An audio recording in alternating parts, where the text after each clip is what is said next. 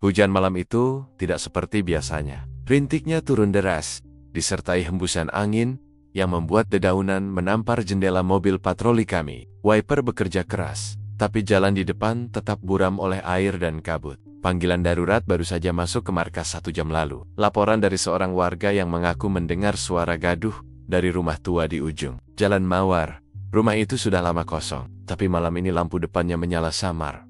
Ketika kami tiba, aroma tanah basah bercampur dengan udara lembab dari bangunan tua itu menyergap keras di hidung. Pagar kayu di depannya sudah lapuk, berderit setiap kali disentuh angin. Di depan pintu, seorang pria paruh baya dengan payung robek menunggu kami. Ia gemetar, wajahnya pucat. Saya cuma mau berteduh, Pak, katanya terbata. Tapi saya lihat ada cahaya di dalam, terus suara kayak sesuatu jatuh. Kami menyalakan senter dan memasuki rumah itu perlahan. Lantainya berdebu. Setiap langkah kami meninggalkan jejak yang jelas. Bau apek dan logam bau darah segera terasa begitu kami melangkah ke ruang tamu. Di tengah ruangan, tepat di bawah lampu gantung tua yang bergoyang pelan karena angin, terbaring seorang pria. Tubuhnya matanya terbuka menatap langit-langit. Dengan tatapan kosong yang tak lagi mengenali dunia, aku jongkok di samping tubuh itu. Luka tusuk di dada kirinya jelas terlihat. Darah yang menetes telah mengering, membentuk genangan hitam pekat di lantai kayu. Waktu kematian diperkirakan beberapa jam sebelumnya, mungkin antara pukul 9 hingga 11 malam. Tapi yang menarik perhatian kami bukan hanya luka atau posisi tubuhnya. Di sebelah kanan mayat, di atas meja kecil yang berdebu, tergeletak sebuah kertas putih yang dilipat rapi. Aku mengenakan sarung tangan lateks dan perlahan membuka lipatannya. Tulisan tangan yang halus dan rapi tergores di atasnya. Kunci pertama ada di antara dua kebenaran yang berlawanan. Kami saling berpandangan. Pesan itu tidak terdengar seperti surat peringatan atau ancaman. Ia terdengar seperti teka-teki. Salah satu anggota tim segera memotret isi ruangan. Lampu kilat dari kameranya sesekali menerangi dinding penuh retakan dan jamur. Di meja yang sama dengan surat itu, terdapat sebuah lilin kecil yang sudah hampir habis. Sumbunya hitam. Di lantai, dekat jendela, tampak bekas jejak sepatu berlumpur menuju pintu belakang. Di luar, petugas forensik mulai membentangkan garis polisi kuning di sekitar rumah. Hujan semakin deras, menenggelamkan suara langkah dan bisikan kami. Kami tahu, malam ini tidak akan berakhir cepat. Aku memeriksa isi dompet korban Adrian Santosa, 42 tahun. Kartu dosen dari universitas ternama terselip di sana. Tak ada tanda perampokan, jam tangan masih di pergelangan. Dompet utuh, bahkan ponsel tersimpan di saku celananya. Namun yang paling aneh adalah posisi tubuhnya. Tangan kanannya terentang ke arah meja tempat surat itu ditemukan, seolah ia ingin menunjukkannya sebelum napas terakhirnya. Di antara jari-jarinya, ada sisa tinta hitam seperti seseorang baru saja memaksanya menulis sesuatu, atau ia sendiri yang menulis pesan terakhirnya. Aku menarik napas panjang. Suasana di rumah itu begitu berat. Dinding tua, bau jamur, suara gemericik air dari atap bocor, semuanya seperti menyimpan rahasia yang enggan diungkap. Pastikan semua bukti dikumpulkan, ujarku pada tim. Jejak sepatu, surat itu, dan darah di lantai, kita butuh semuanya. Ketika keluar dari rumah itu, aku menatap ke langit gelap di atas atap reot. Cahaya biru lampu mobil polisi berputar lambat di tengah kabut hujan, menyalakan bayangan yang menari di dinding rumah tua itu. Dalam hati, aku tahu ini bukan pembunuhan biasa. Setiap detailnya terasa dirancang seolah seseorang ingin kami menemukan surat itu. Dan malam itu, di tengah hujan dan dingin yang menggigit, aku merasakan sesuatu yang belum bisa kujelaskan. Sebuah permainan baru telah dimulai dan kami baru saja membuka bab pertamanya. Pagi berikutnya, langit masih kelabu. Gerimis turun perlahan, membasahi halaman depan rumah tua yang kini telah menjadi lokasi olah tempat kejadian perkara. Garis polisi yang kuning mencolok masih membentang di sekeliling bangunan, berkibar pelan, tertiup angin. Dari jauh, rumah itu tampak seperti luka lama yang belum sembuh terdiam, tapi menyimpan sesuatu di dalamnya. Aku tiba lebih awal bersama tim identifikasi. Sisa darah di lantai telah mengering semalam, meninggalkan pola tak beraturan yang mengeras seperti tinta tua. Mayat korban sudah dibawa ke rumah sakit Bayangkara untuk autopsi. Tapi aku masih bisa merasakan aura dingin yang menempel di ruangan itu. Bau besi dari darah dan debu lembab menempel di udara, membuat setiap tarikan napas terasa berat. Di atas meja kerja yang kami pasang sementara, berkas identitas korban telah disusun rapi. Nama, Adrian Santosa. Umur, 42 tahun. Pekerjaan, dosen filsafat di Universitas Negeri Aruna. Menurut catatan, ia dikenal sebagai akademisi cerdas, seorang pemikir yang kerap tampil di seminar-seminar, menulis buku tentang etika dan kebenaran moral. Tapi seperti banyak orang cerdas lainnya, ada sisi gelap yang belum terungkap. Laporan sementara dari dokter forensik datang. Lewat radio komunikasi, korban mengalami luka tusuk tunggal di dada kiri, kedalaman sekitar 7 cm. Arah tusukan dari depan ke bawah, dilakukan dengan tenaga kuat. Waktu kematian diperkirakan antara pukul 22,3 sampai ke 23,0.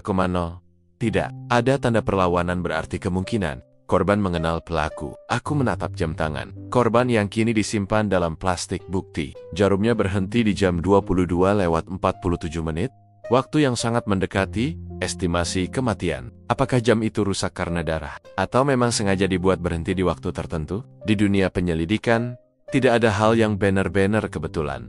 Kami juga memeriksa ruangan sekali lagi. Tidak ada tanda pintu rusak atau jendela dibobol. Tidak ada harta benda yang hilang. Buku-buku di rak tersusun rapi, seolah tak tersentuh. Bahkan gelas kopi di meja sudut masih setengah terisi, dengan permukaan cairan yang telah mengeras oleh waktu. Dari situ, kami menyimpulkan, ini bukan pembunuhan impulsif. Pelaku tahu apa yang ia lakukan, dan tahu kemana ia akan pergi setelahnya.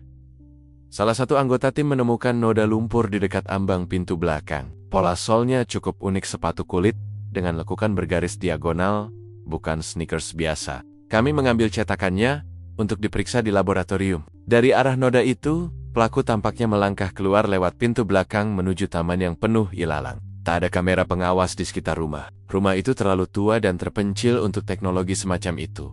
Sambil menatap ruangan itu, pikiranku kembali pada surat yang kami temukan semalam. Kunci pertama ada di antara dua kebenaran yang berlawanan. Kalimat itu terus terngiang di kepala, seperti teka-teki yang menolak diam. Jika Adrian benar seorang dosen filsafat, mungkin pesan itu berkaitan dengan hidupnya atau mungkin kematiannya. Kami memutuskan untuk menelusuri latar belakang korban lebih dalam. Di ponselnya, yang terkunci dengan sandi angka 6 digit, kami menemukan riwayat panggilan terakhir, jam 21:58 menit, kepada seseorang bernama Rendra F. Kemungkinan rekan kerja. Pesan terakhir di inbox Naya berbunyi, pendek, hanya satu baris. Aku tahu siapa yang menulis surat itu. Pernyataan yang cukup untuk membuat semua orang di ruangan itu saling menatap. Aku berdiri di tengah ruangan dan menatap sekeliling lukisan usang di dinding. Jejak kaki di lantai, surat di dalam plastik bukti. Semuanya terasa seperti potongan puzzle yang belum cocok. Tapi satu hal pasti, Adrian tidak mati karena kesalahan acak. Seseorang menginginkan kematiannya, berarti sesuatu. Dan surat itu adalah bagian dari maknanya. Ketika tim forensik mulai mengemasi peralatan, aku menatap keluar jendela ke arah pepohonan basah di halaman belakang. Hujan berhenti, tapi suara gemericik dari atap yang bocor tetap terdengar. Dalam diam, aku menyadari satu hal, kasus ini bukan hanya tentang pembunuhan. Ini tentang pesan yang ditinggalkan, tentang seseorang yang ingin kami berpikir, memecahkan teka-teki, dan mungkin jatuh ke dalam jebakan yang sama seperti korban. Dan disinilah penyelidikan kami benar-benar dimulai, di ruang penyelidikan. Lembar surat yang kami temukan di rumah tua itu kini terbungkus rapi dalam plastik transparan. Aku menatapnya, lama kertas putih gading dengan pinggiran yang sedikit menguning, seperti lembaran dari buku lama. Tulisan tangannya rapi, tegak, dengan tekanan tinta yang konstan. Tidak ada goresan terburu-buru, tidak ada tanda keraguan. Penulisnya tenang, penuh kendali. Kalimatnya tetap sama, menghantui setiap pembacaan. Kunci pertama ada di antara dua kebenaran yang berlawanan. Kami memperbesarnya di layar monitor laboratorium kriminal. Huruf demi huruf diperiksa oleh tim grafologi. Hasil awal menunjukkan bahwa tulisan itu bukan milik korban. Perbandingan dengan catatan tangan Adrian yang kami temukan dari buku kuliah dan catatan dosennya berbeda jauh. Tulisan Adrian condong ke kanan, lebih spontan, lebih berkarakter. Sedangkan tulisan di surat itu, hampered, seolah ditulis oleh seseorang yang terbiasa menyembunyikan emosi.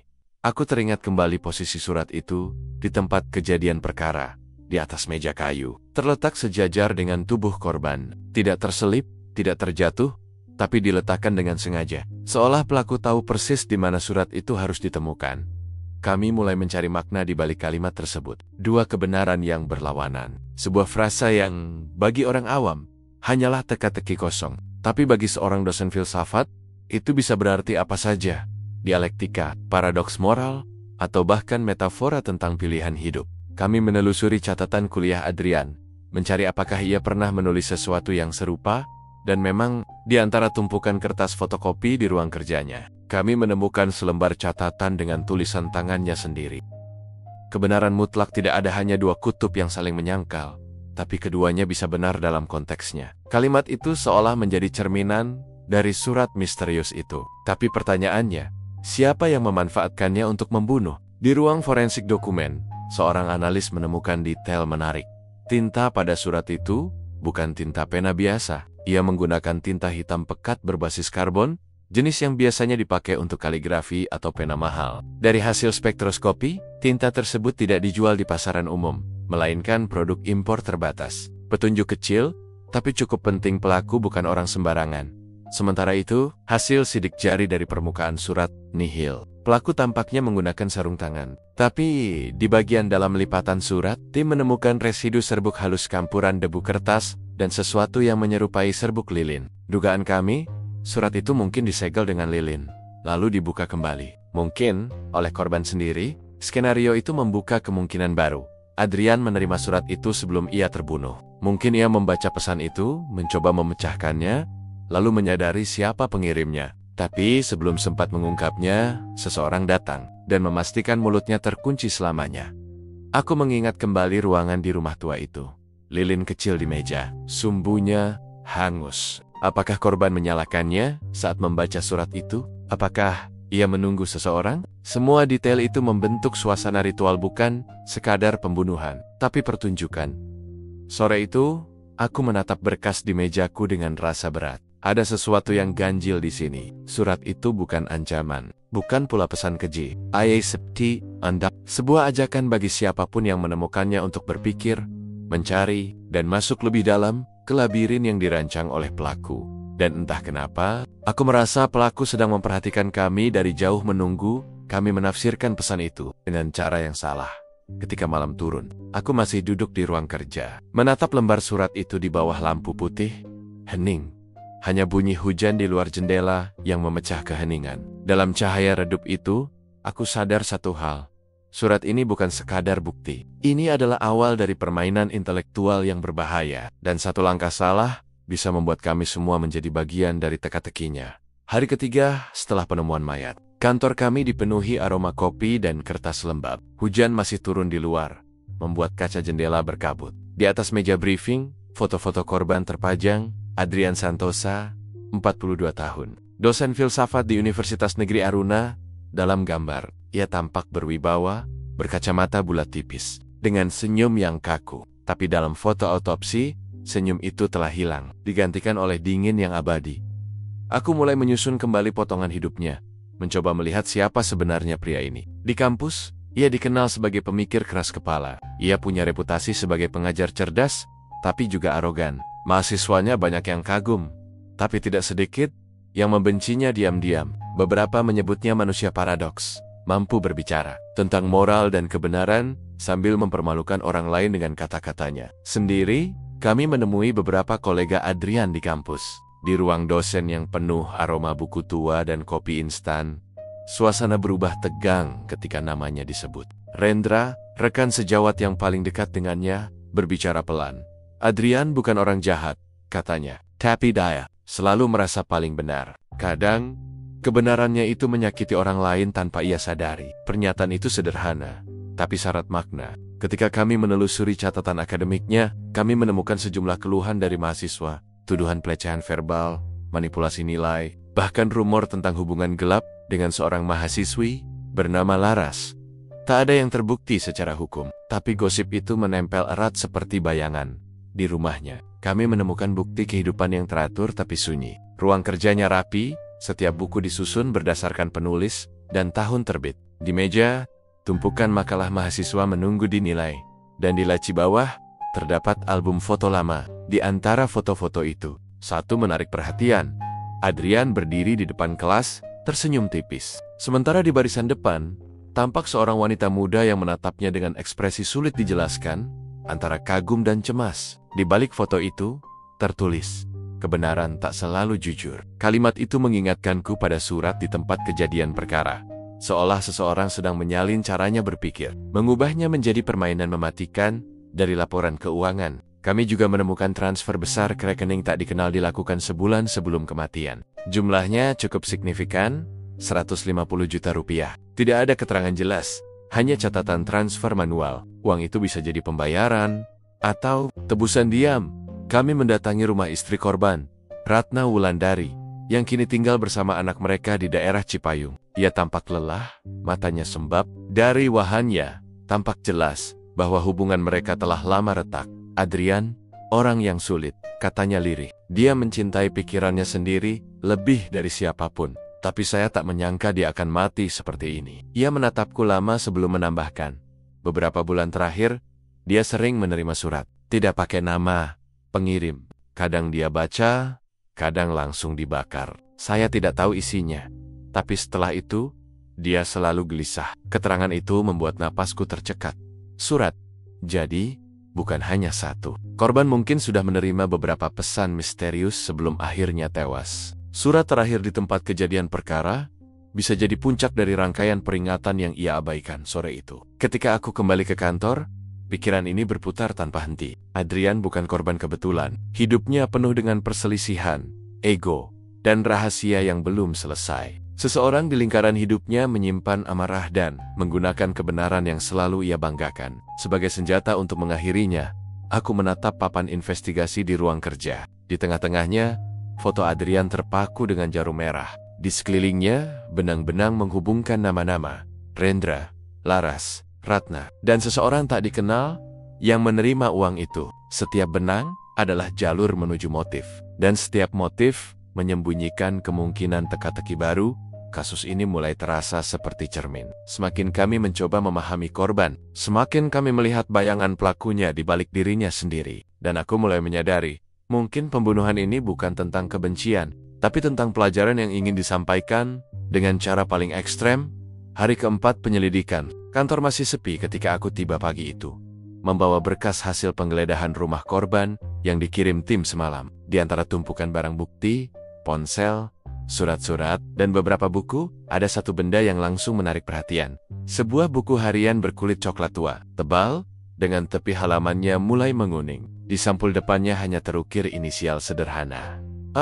Aku membuka sarung tangan lateks dan menelusuri permukaannya. Kulit buku itu terasa lembab, seperti sudah lama disimpan di tempat tertutup. Ketika aku buka halaman pertamanya, aroma kertas tua bercampur debu menyeruak. Tulisan tangan Adrian rapi, miring ke kanan, dengan tinta hitam yang mulai pudar di beberapa bagian. Tapi, di balik keanggunan tulisan itu, ada sesuatu yang dingin dan tak tenang. Catatan harian itu dimulai sekitar 2 tahun lalu. Sebagian besar berisi pemikiran filosofis tentang moral, kebenaran, dan manusia. Namun, semakin ke belakang, nada tulisannya berubah. Ia mulai menulis seperti seseorang yang sedang berbicara pada dirinya sendiri, mencoba menenangkan sesuatu yang tumbuh di dalam pikirannya. Kebenaran adalah pisau bermata dua. Saat kau menggunakannya pada orang lain, ujung satunya akan menggores dirimu sendiri. Kalimat itu muncul berulang kali di berbagai halaman dengan variasi yang berbeda. Aku menandainya dengan pena merah, seolah Adrian menyadari bahwa konsep yang ia ajarkan pada mahasiswa tentang relativitas moral perlahan menelan dirinya sendiri. Namun bagian paling mencolok bukan itu. Di pertengahan buku, kami menemukan bagian yang ditulis dengan gaya terburu-buru. Tinta lebih tebal dan beberapa goresan tampak bergetar. Di sana tertulis, seseorang mengirimi aku surat. Isinya seperti teka-teki, tapi aku tahu maksudnya. Ia tahu sesuatu tentang masa laluku. Aku pikir hanya aku dan dia yang tahu. Kami saling bertukar pandang di ruang analisis. Kalimat itu seolah menjadi jembatan, langsung menuju motif pembunuhan. Adrian tidak menyebut nama siapapun, hanya dia. Tapi, siapa dia itu? Beberapa halaman setelahnya, tulisannya makin gelap dan terpotong. Beberapa kalimat bahkan seakan disensor sendiri olehnya. Dicoret kuat, hingga kertasnya robek. Aku tidak bisa terus berbohong. Kebenaran selalu kembali, seperti bayangan yang menempel di cahaya. Jika aku menemukan surat itu lagi, berarti waktuku sudah tiba. Tapi kebenaran harus terus hidup, meski aku mati. Aku menatap kalimat terakhir itu lama, membaca ulang perlahan, seolah setiap kata menyimpan isyarat kematian yang telah disadari. kata surat itu lagi, memberi kami petunjuk jelas. Adrian pernah menerima surat serupa sebelumnya. Mungkin beberapa kali. Pembunuhnya tidak tiba-tiba datang malam itu. Ini sudah direncanakan, perlahan, dalam permainan yang menekan psikologinya, sedikit demi sedikit. Tim forensik kemudian menemukan sesuatu di bagian belakang buku. Selembar kertas kecil, terselip di antara halaman terakhir. Kertas itu berwarna krem, berbeda dari lembaran buku harian. Di atasnya terdapat tulisan samar. Kebenaran ketiga menunggu di tempat yang sama, di mana kebohongan pertama dimulai. Tulisan itu tidak dikenali sebagai tulisan Adrian. Jenis tintanya juga berbeda. Setelah diuji, hasilnya sama dengan tinta di surat teka-teki pertama di tempat kejadian perkara. Aku menyandarkan tubuh di kursi. Jantung berdetak cepat. Artinya, pembunuh itu pernah menyentuh buku harian korban. Mungkin sebelum pembunuhan, mungkin sesudah, tapi yang pasti, pelaku ingin kami menemukannya. Buku itu kini bukan hanya catatan pribadi, tapi jejak pertarungan batin antara korban dan seseorang yang tahu terlalu banyak tentang dirinya. Setiap kata di dalamnya seperti percakapan sunyi antara dua pikiran, satu yang mencoba menebus dosa, dan satu lagi yang ingin memastikan penebusan itu tak pernah terjadi. Ketika aku menutup buku harian itu, suasana di ruang penyelidikan terasa berat. Seolah dari balik halaman yang diam itu, ada sepasang mata yang masih mengamati kami, menunggu kami membaca terlalu jauh. Dan di saat itulah aku menyadari, setiap kebenaran yang tertulis di dalamnya bisa jadi bukan petunjuk menuju jawaban, tapi bagian dari jebakan yang lebih besar, sebuah permainan pikiran yang baru saja kami buka, dan mungkin belum tentu kami bisa menutupnya dengan selamat. Hari kelima penyelidikan dimulai dengan kesunyian yang tidak biasa. Ruang kantor kami biasanya dipenuhi bunyi mesin ketik, percakapan, dan derit kursi. Tapi pagi itu hanya ada denting hujan di atap seng dan aroma kopi pahit yang belum disentuh. Aku sedang memeriksa ulang hasil analisis buku harian Adrian ketika seorang petugas pos masuk tergesa. Wajahnya pucat dan tangannya menggenggam amplop putih panjang. "Pak, ini surat. Datang tanpa nama. Alamatnya dikirim langsung ke kantor," katanya. Sedikit gugup, amplop itu sederhana. Tapi anehnya, bersih, tidak ada cap pos, tidak ada stempel. Artinya, surat ini tidak dikirim lewat kantor pos. Seseorang menaruhnya langsung di meja depan dini hari. Mungkin sebelum kantor buka. Di bagian depan, hanya ada tulisan dengan huruf miring.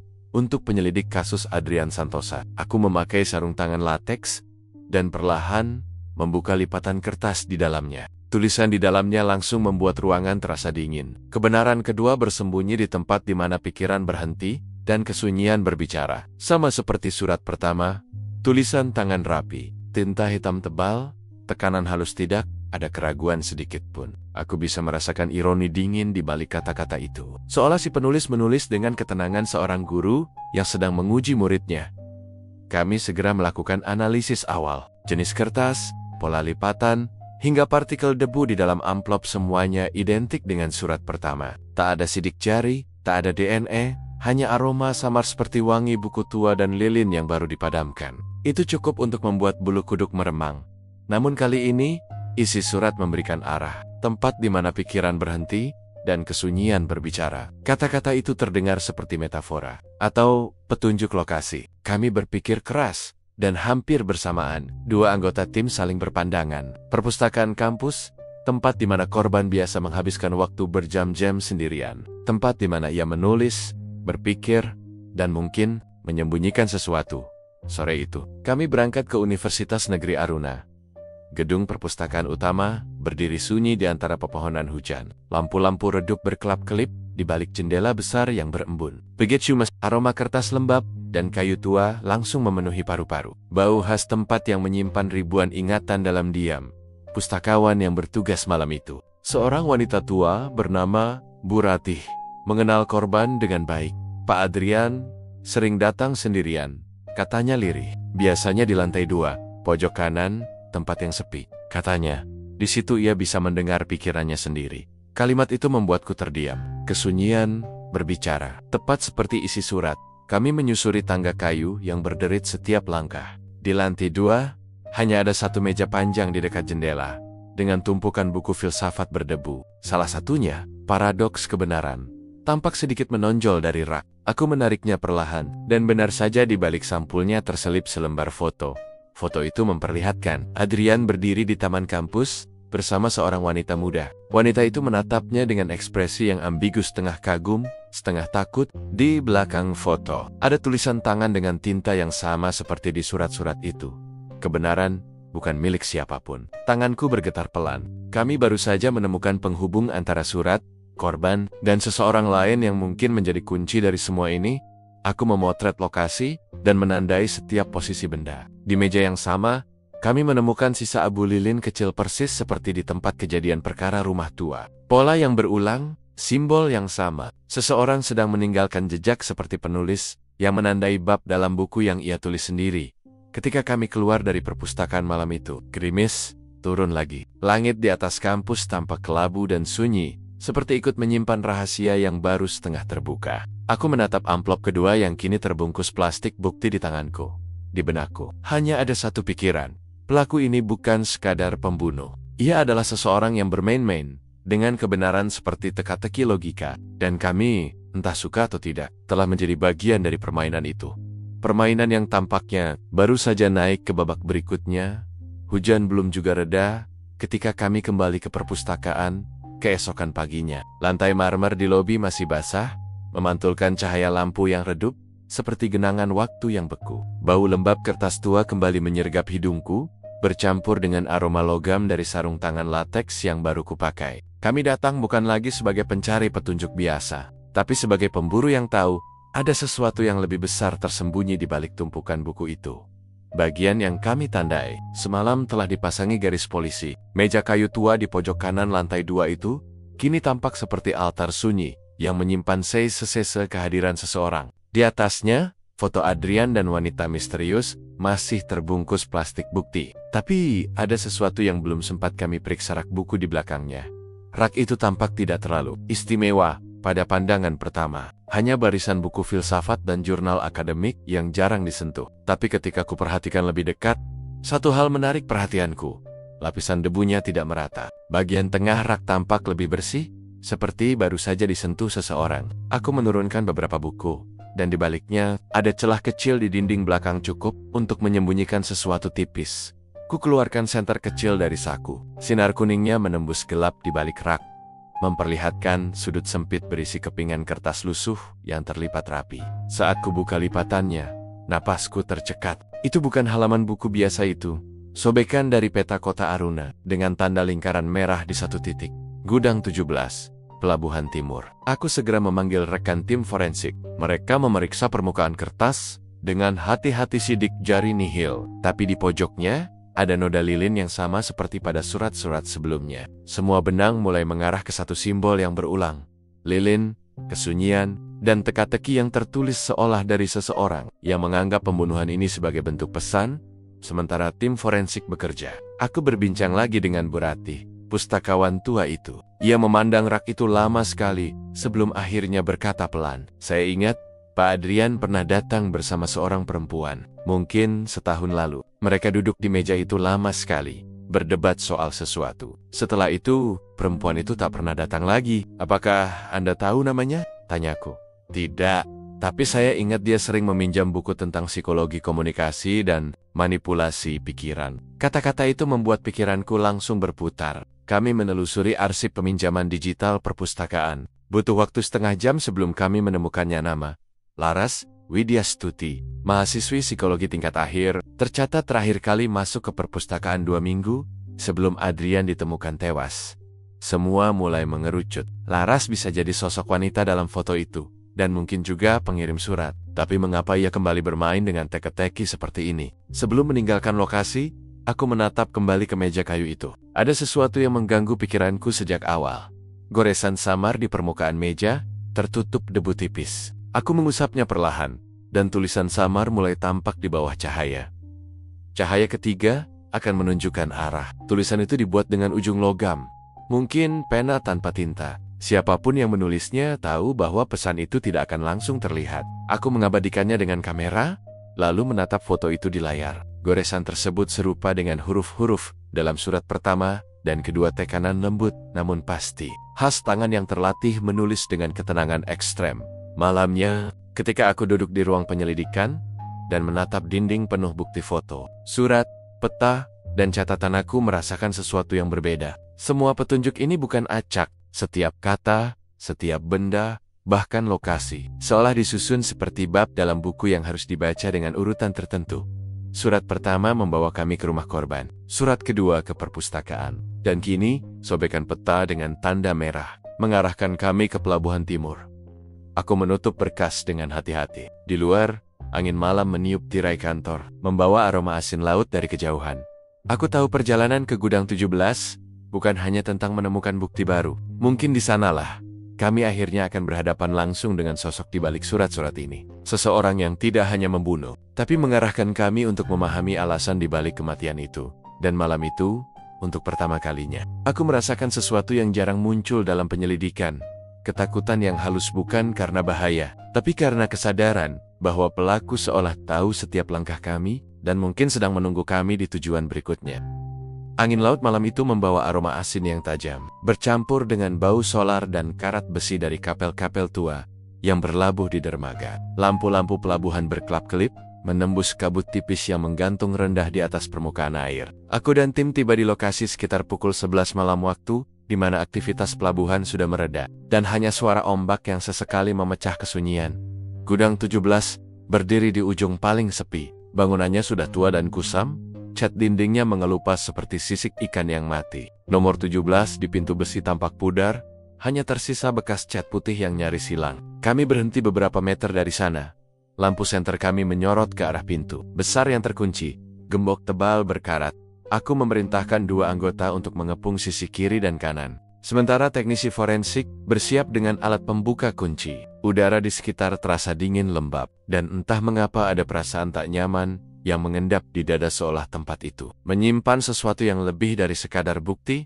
Ketika gembok akhirnya terbuka dengan bunyi klik berat, kami mendorong pintu pelan-pelan. Engselnya berderit panjang, bergema ke seluruh ruangan. Begitu pintu terbuka penuh, aroma busuk langsung menyergap. Campuran antara debu, minyak, dan sesuatu yang lebih pekat, bau kematian lama yang mencoba disembunyikan.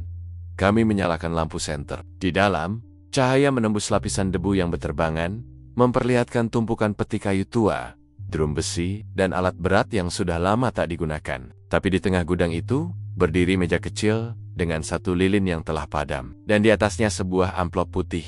Amplop itu sama persis seperti 2 surat sebelumnya. Tulisan di depannya, untuk mereka yang masih mencari. Aku menatapnya lama sebelum mengambilnya dengan penjepit forensik. Tanganku terasa dingin di balik sarung tangan. Begitu kubuka, tulisan di dalamnya langsung memaku mataku. Kebenaran terakhir tak akan ditemukan di tempat ini. Tetapi di antara 2 kematian yang tidak pernah tercatat, kalimat itu singkat, tapi seperti jebakan yang dilempar dengan cermat. Aku tahu, pola ini pelaku sedang bermain-main dengan waktu dan tempat. Namun sebelum sempat menafsirkan lebih jauh, salah satu anggota tim memanggilku. "Pak, di belakang sini, ada sesuatu." Kami berjalan ke sudut kanan gudang. Di sana, di antara tumpukan peti tua, ada noda gelap di lantai semen. Setelah disinari senter, jelas terlihat bahwa itu adalah bekas darah sudah mengering, tapi bentuknya masih jelas. Di sampingnya terdapat potongan tali nilon dan pecahan kaca kecil. Forensik segera mengambil sampel. Dari pola percikan, aku tahu seseorang pernah diikat di situ. Tapi yang lebih mengejutkan, di dinding dekatnya ada lukisan kecil, digores langsung dengan arang. Lukisan itu menggambarkan 2 siluet manusia berdiri saling membelakangi. Di antara mereka ada simbol lilin dengan nyala api terbelah 2. Aku menatapnya lama. Ini bukan sekadar simbol, ini tanda tangan pelaku. Pesan visual yang sama misteriusnya dengan surat-suratnya.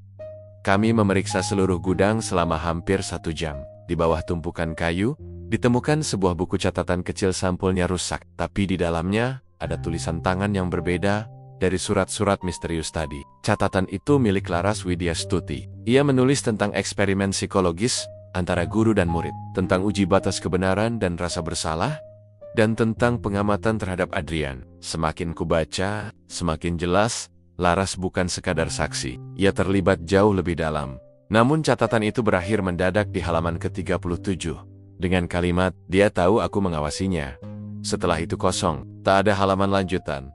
Aku berdiri di tengah gudang, menatap lilin padam di meja. Dalam diam, aku merasa seperti sedang membaca naskah yang ditinggalkan oleh penulis yang tak ingin kisahnya dimengerti. Setiap tempat yang kami datangi bukan sekadar lokasi, tapi bab dari sebuah narasi yang dirancang agar kami merasakan alur pikirannya.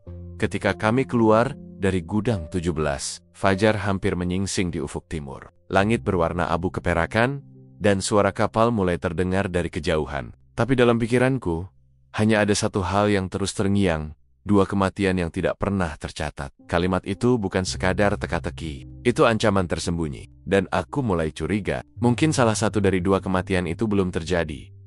Pagi itu udara di kantor terasa berat. Dinding-dinding berwarna krem tampak lebih suram dari biasanya, seperti ikut menahan sesuatu yang belum selesai terungkap. Di atas meja kerjaku, surat ketiga dari gudang 17 tergeletak di samping foto korban, Adrian Santosa, dan catatan milik Laras Widyastuti. Kalimat dalam surat itu terus menggaung di kepalaku. Kebenaran terakhir tak akan ditemukan di tempat ini. Tetapi di antara 2 kematian yang tidak pernah tercatat, kalimat itu terasa seperti bisikan yang menyembunyikan jeritan. 2 kematian yang tak tercatat. Tapi bagaimana mungkin, di sistem kepolisian, kematian selalu meninggalkan jejak laporan, visum, catatan rumah sakit. Tapi pelaku ini seolah tahu cara membunuh tanpa meninggalkan catatan apapun. Aku memutuskan menelusuri arsip lama. Dibantu 2 anggota tim, kami menyisir data kematian di sekitar area pelabuhan dan kampus selama 2 tahun terakhir. Awalnya tak ada yang mencurigakan, hingga seorang analis forensik digital menemukan sesuatu. 2 nama yang tercatat di data rumah sakit tapi tak pernah masuk ke sistem kepolisian. Nama pertama, Reno Hartanto, mahasiswa tingkat akhir jurusan sastra. Nama kedua, Laras Widyastuti. Aku tertegun. Laras perempuan dalam foto bersama Adrian, pemilik catatan di gudang. Catatan yang berakhir dengan kalimat dia tahu aku mengawasinya. Kalau Laras sudah mati, bagaimana mungkin surat-surat itu masih muncul setelah kematian Adrian? Kami mendatangi rumah sakit tempat nama-nama itu tercatat. Petugas administrasi tampak gugup ketika kutanyakan soal 2 pasien itu. Setelah beberapa menit mencari, ia menunjukkan berkas tipis dengan stempel pudar. Tanggal kematian keduanya tercatat hanya selang 3 hari sebelum Adrian ditemukan tewas. Namun, di bagian penyebab kematian, tertulis singkat, bunuh diri, investigasi internal tertunda. Dan yang lebih aneh lagi, tak ada laporan visum. Tak ada jasad yang diserahkan ke keluarga. Semua berkas berhenti di meja dokter bernama Dr. Yusuf Pramana, yang kini sudah tidak lagi bekerja di sana. Kami segera menelusuri alamat terakhir dokter itu, dan menemukan rumah kecil di pinggiran kota, berantakan, penuh kertas dan catatan medis berserakan. Di ruang tamu, ada papan tulis besar penuh diagram yang menghubungkan 3 nama. Adrian, Reno, Laras, di bawahnya tertulis, eksperimen selesai. Tapi hanya satu yang paham arti kebenaran. Rasa dingin merayap di tulang belakangku. Ini bukan kebetulan. Adrian, Reno, dan Laras 3 orang yang saling mengenal. Terhubung lewat sesuatu yang lebih dalam daripada sekadar hubungan akademik. Dari catatan-catatan dokter itu, kami menemukan bahwa ketiganya pernah menjadi subjek dalam studi psikologi eksperimental yang dilakukan secara ilegal. Tujuannya, menguji reaksi moral manusia terhadap kebenaran ekstrem. Dalam eksperimen itu, masing-masing diberi teka-teki moral yang harus dijawab dengan tindakan nyata dan kegagalannya bisa berakibat fatal. Hasil laporan terakhir menunjukkan bahwa Reno gagal dalam tahap pertama, Laras hilang kontak, dan Adrian melanjutkan tahap akhir. Artinya, kematian 2 orang pertama mungkin bukan bunuh diri, tapi bagian dari eksperimen itu sendiri. Aku menatap foto-foto korban di papan investigasi. Ketiganya muda, cerdas, tapi seperti terbakar oleh ambisi intelektual yang melampaui batas. Mungkin mereka percaya mereka sedang bermain dengan kebenaran, padahal mereka sedang menulis naskah kematian mereka sendiri. Malamnya, aku kembali ke kantor sendirian. Ruangan gelap, hanya diterangi cahaya lampu meja yang bergetar pelan karena angin dari ventilasi. Saat kubuka kembali surat ketiga, aku memperhatikan satu hal yang selama ini terlewat. Di sisi bawah kertas, ada tanda air samar sebuah simbol lilin dengan 2 api, sama seperti yang tergambar di dinding gudang 17. Aku menyorotnya dengan cahaya lebih terang. Di bawah simbol itu tertulis sangat kecil, nyaris tak terbaca. Yang ketiga akan menyelesaikan kisah mereka. Aku terpaku lama. Jika benar 2 kematian pertama adalah Reno dan Laras, dan Adrian yang ketiga, maka semuanya sudah terjadi. Tapi mengapa surat-surat masih muncul setelah kematian mereka? Siapa yang menulisnya? Pertanyaan itu berputar di benakku, seperti arloji rusak. Perlahan aku mulai menyadari sesuatu yang lebih mengerikan. Mungkin pelaku bukan orang di luar lingkaran itu. Mungkin dia salah satu dari mereka, seseorang yang tak pernah benar-benar mati, Dan mungkin surat-surat itu bukan pesan dari pembunuh, melainkan pengakuan dari seseorang yang ingin membuktikan bahwa kebenaran bisa hidup lebih lama dari tubuh manusia. Aku menatap langit malam dari jendela kantor. Hujan turun perlahan, menimpa kaca seperti detak pelan jam kematian. Di kejauhan, samar-samar aku bisa melihat pantulan lampu pelabuhan. Permainan ini belum selesai, dan kematian yang tak tercatat mungkin baru akan dimulai. Sudah lewat tengah malam ketika aku menatap kembali papan investigasi di depan meja. Foto-foto Adrian, Laras, dan Reno kini tersusun sejajar, dihubungkan oleh benang merah yang saling bersilangan seperti jaring laba-laba. Dicek, aku menempelkan surat terakhir yang ditemukan di gudang 17, dengan catatan tambahan di bawah. Yang ketiga akan menyelesaikan kisah mereka. Rasanya ada sesuatu yang belum utuh, sesuatu yang terus mengintai di balik barisan fakta yang tampak jelas. Aku menatap tulisan tangan di surat-surat itu sekali lagi. Gaya hurufnya rapi, tenang, nyaris sempurna. Terlalu sempurna untuk seseorang yang menulis di tengah ketegangan atau ketakutan. Dan tiba-tiba aku teringat sesuatu. Laporan forensik awal menyebutkan bahwa tinta pada surat pertama berasal dari jenis pena khusus, bukan pulpen biasa, melainkan pena kaligrafi dengan ujung fleksibel, jenis yang sering dipakai oleh seniman atau akademisi yang gemar menulis manual. Aku menelusuri barang-barang pribadi milik Adrian yang sebelumnya disita sebagai bukti. Di sana, di antara buku-buku filsafat dan catatan risetnya, aku menemukannya sebuah pena kaligrafi dengan noda tinta hitam di ujungnya. Dunia terasa berputar sesaat. Surat-surat itu ditulis dengan pena milik Adrian sendiri. Apakah mungkin seluruh surat itu berasal dari korban? Kutatap lagi berkas otopsi. Luka pada tubuh Adrian memang menunjukkan tanda-tanda bunuh diri. Tapi waktu kematiannya tidak pernah sinkron dengan perkiraan kematian Laras dan Reno. Ia meninggal beberapa hari setelah surat pertama diterima oleh kami. Artinya, seseorang masih hidup dan mengirim surat itu setelah Adrian tewas. Namun semakin lama ku pelajari isi surat-surat itu, semakin jelas satu pola yang mengerikan. Setiap surat menggunakan kalimat yang seolah berbicara kepada penyelidik, bukan untuk mengelabui, tapi untuk mengajar. Kalimat-kalimat itu ditulis dengan struktur logis. Seperti rangkaian tesis dalam makalah ilmiah, aku mulai membuka laptop, menelusuri kembali tulisan-tulisan akademik Adrian yang sempat ia publikasikan. Lalu aku menemukannya, sebuah esai berjudul Eksperimen Kebenaran dalam Persepsi Moral. Kalimat pembukanya membuatku terdiam lama. Dalam keheningan, hanya pikiran yang jujur yang akan berbicara. Kalimat itu identik dengan isi surat kedua. Darahku berdesir. Semua ini bukan permainan pembunuh yang ingin menipu. Ini adalah pesan berlapis dari seseorang yang ingin meninggalkan warisan pemikiran terakhirnya. Adrian bukan sekadar korbannya, adalah arsitek dari teka-teki ini. Aku menelusuri kembali catatan eksperimen rahasia yang dilakukan oleh Dr. Yusuf. Dalam laporan terakhirnya, disebutkan bahwa subjek A berhasil melampaui batas realitas moral. Di bagian akhir laporan itu, nama subjek A disamarkan, tapi kode internalnya, S, membuatku tak lagi ragu. Itu Adrian Santosa. Adrian tahu eksperimen itu telah memakan korban. Reno, yang tak mampu menahan tekanan batin. Laras, yang mungkin berusaha menghentikannya, tapi malah ikut terjebak. Adrian menulis surat-surat itu untuk meninggalkan jejak, bukan untuk menuduh siapapun, melainkan untuk menuntun kami memahami kebenaran yang ia yakini, bahwa dalam dunia di mana moral bisa dikonstruksi ulang, kebenaran hanya menjadi permainan logika. Namun ada satu hal yang tak bisa ia kendalikan: waktu. Seseorang meneruskan surat-surat itu setelah kematiannya, dan hanya satu orang yang memiliki akses ke semua dokumen, naskah, dan bahkan pena kaligrafi serupa. Dr. Pramana. Kami menemukan pria itu 3 hari kemudian, di sebuah pondok di perbukitan Aruna. Ia duduk di meja kayu kecil. Di depannya 3 lilin menyala, dengan nyala yang hampir padam. Di tengahnya, sebuah surat terakhir. Ia menatapku ketika aku masuk. Senyumnya tipis. Matanya lela. Kalian akhirnya paham, ya? Katanya lirih. Adrian tidak gila. Ia mencoba membuktikan bahwa manusia bisa menciptakan kebenaran sendiri. Aku hanya membantu menyelesaikan kisahnya. Aku tak menjawab. Kami menahan napas ketika ia menyerahkan surat itu kepadaku. Di dalamnya tertulis, kebenaran tidak mati. Ia hanya berpindah tangan. Beberapa jam setelah kami membawanya ke markas, Dr. Yusuf ditemukan tak bernyawa di ruang tahanan. Tidak ada tanda kekerasan, hanya bekas lilin padam di lantai sel. Kasus ini ditutup seminggu kemudian. Tapi setiap kali aku menatap surat-surat itu, Ada perasaan yang tak bisa kujelaskan seolah aku masih mendengar suara Adrian, membaca dari balik kabut antara hidup dan mati.